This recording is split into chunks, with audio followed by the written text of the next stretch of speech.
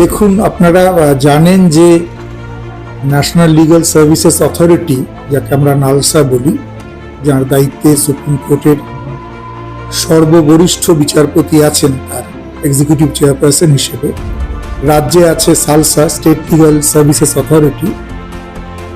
বছরে 4টি করে এরকম মেগা জাতীয় লোক আদালত আয়োজন করা হয়ে থাকে। 2025 সালের এটা 3য় মেগা লোক আদালত।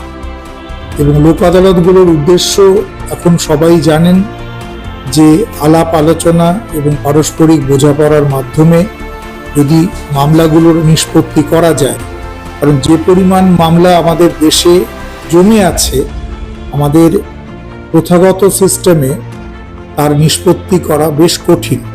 সুতরাং যে বিষয়গুলো নিষ্পত্তি করে নেওয়া সম্ভব এবং যেইগুলো ধরুন ছোটোখাটো অপরাধ, অর্থাৎ ট্রাফিক আইন কেউ লঙ্ঘন করেছে, কেউ হেলমেট পরে যাচ্ছে না বা রেড লাইট ভায়োলেট করেছে, এইরকম বিষয়গুলো আমরা লোক আদালতের মাধ্যমে নিষ্পত্তি করার চেষ্টা করি।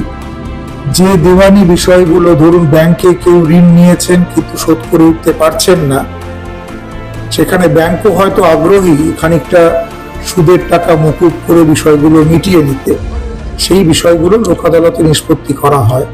আমার বলতে ভালো লাগছে যে আমরা কিন্তু ভীষণভাবে সাড়া পাচ্ছি।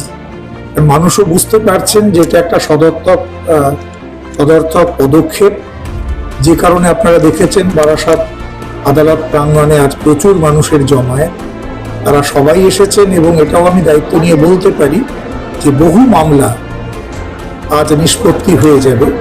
শুধু মামলা নয়, যেগুলো মামলা হতে পারে, প্রি-লিটিগেশন আমরা বলি, যে মামলা হওয়ার আগেই যে বিবাদগুলো আমরা বুঝতে পারছি, সেইগুলোর খবর এলে আমরা সেখানেও দুপক্ষকে ডেকে নিই, ডেকে মুখোমুখি বসিয়ে পারিবারিক বিবাদের ক্ষেত্রে, সম্পত্তি নিয়ে বিবাদের ক্ষেত্রে, বাড়িওয়ালা ভাড়াটের বিবাদের ক্ষেত্রে, পার্টিশন মামলা, বিভাগ বন্টন এবং ছোটখাটো ক্রাইমের ক্ষেত্রে যেগুলো কম্পাউন্ডেবল অফেন্স এখানে জড়িত আছে, সেইগুলোকে আমরা ডেকে নিয়ে মিটমাটের চেষ্টা করি। তো আমি আপনাদের মাধ্যমে সবাইকে অনুরোধ করব যে যারা না কোনো বিষয়ে আদালতে আসছেন বা কোনো মামলায় জড়িয়ে গেছেন বা মামলা করেছেন, তারা কিন্তু আমাদের ডিস্ট্রিক্ট লিগ্যাল সার্ভিসেস অথরিটির সাথে যোগাযোগ করতে পারেন। আমাদের পরবর্তী লোক আদালত হবে ডিসেম্বর মাসে। তারা আগে থেকে এসে যোগাযোগ করলে আমরা তাদের বিষয়গুলোকে সেখানে রাখতে পারি, যাতে এইভাবে এই পদ্ধতির মাধ্যমে বিষয়গুলো সহজে সুরাহা করা